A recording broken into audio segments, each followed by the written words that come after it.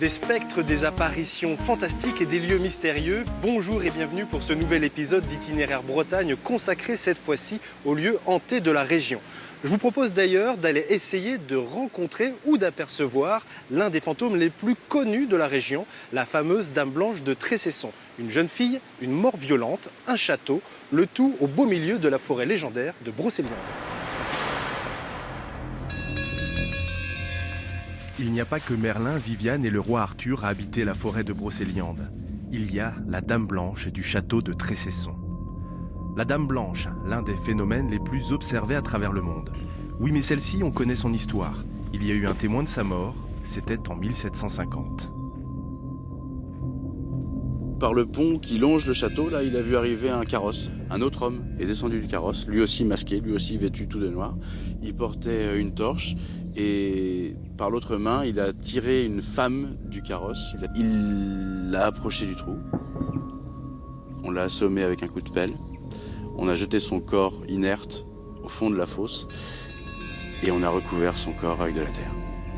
Depuis, le spectre de cette mystérieuse femme entrait les bois alentours. Mais ce n'est pas tout, le château lui-même serait hanté.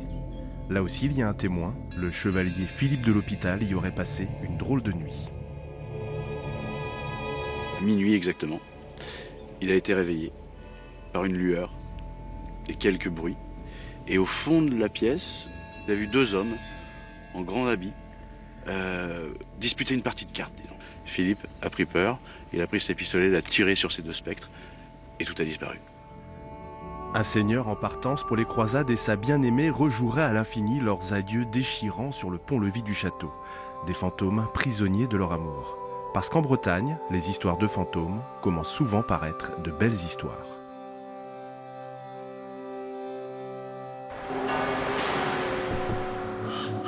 Éric Ferson est l'un des rares chasseurs de fantômes professionnels français.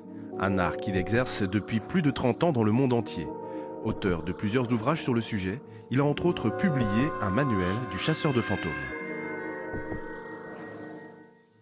Éric Ferson, bonjour. Bonjour. Alors, si j'ai bien compris, vous êtes un spécialiste du paranormal, un spécialiste des phénomènes de fantômes et de lieux hantés, et c'est une activité que vous faites de façon professionnelle, c'est bien ça? Voilà, tout à fait. Paranormaliste, comme on dit, c'est-à-dire que je vais étudier ces phénomènes sous différents angles, autant scientifiques, mais ce n'est pas l'aspect principal, mais aussi sociologique, psychologique, philosophique, mentalistique, comme on dit. Donc il y a tous ces angles-là. Alors, à quoi on a affaire comme phénomène? Comment vous pouvez nous les expliquer simplement? Alors tout d'abord, il faut savoir ce que l'on entend par fantôme. Parce que souvent, les gens me demandent est-ce que je crois aux fantômes? Et je leur dis depuis des années, dites-moi ce que vous entendez par fantôme, je vous dirai si j'y crois. En fait, selon la croyance populaire, les fantômes seraient l'âme des défunts. Alors que pas forcément. Pas forcément, puisqu'il y a plusieurs différents types de fantômes. Alors certains peuvent être l'âme des défunts, d'autres le sont pas, ne sont que des énergies résiduelles qui sont stockées par la matière environnante en fait. Mais pour faire une définition objective, je dirais qu'un fantôme, c'est une masse d'énergie concentrée qui va modifier l'environnement dans lequel il se manifeste par des méthodes paranormales, c'est-à-dire qu'on ne connaît pas encore. Alors comment ça se matérialise concrètement? Comment on les voit, comment on les entend, comment on les ressent? Alors il y a différents paramètres, mais la première chose, c'est qu'ils peuvent se montrer sous forme d'images, mais aussi de sons, les fameux bruits de pas aux étages supérieurs alors qu'il n'y a personne, aussi des odeurs, odeur de cigare, odeur de rose, enfin une odeur qui a un lien avec la personne qui est décédée et qui est censée revenir à l'état de fantôme. Mais ça peut aussi se manifester par certains ressentis très très forts, l'impression d'être touché, mais est-ce bien une impression? Les objets qui peuvent se déplacer, donc les phénomènes sont vastes. Alors la Bretagne est une région particulièrement riche en termes de fantômes? Oui, tout à fait. Nous avons, c'est le top 2 des régions hantées en France. Nous avons la Normandie, ensuite la Bretagne. La Bretagne, on est plus dans des hantises, des lieux-dits, beaucoup de choses liées à la mer, aussi sur les côtes. Mais oui, la Bretagne est assez chargée, effectivement. Je vous propose maintenant de voir ou de revoir un reportage d'archives. Il date de 1998. Il s'agit d'une maison hantée située à Tréorenteuc, en plein cœur du pays de Brocéliande. Encore une fois, chose surprenante, le propriétaire semble vivre en harmonie sa cohabitation avec les spectres qui habitent les lieux.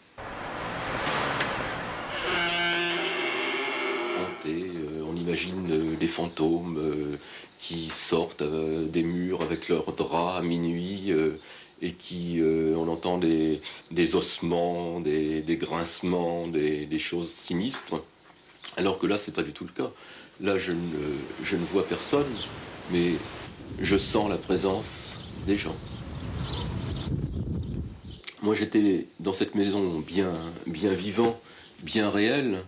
Et j'avais l'impression d'être moins un habitant de la maison que tous les êtres invisibles qui s'étaient succédés dans la maison dans les siècles qui ont précédé.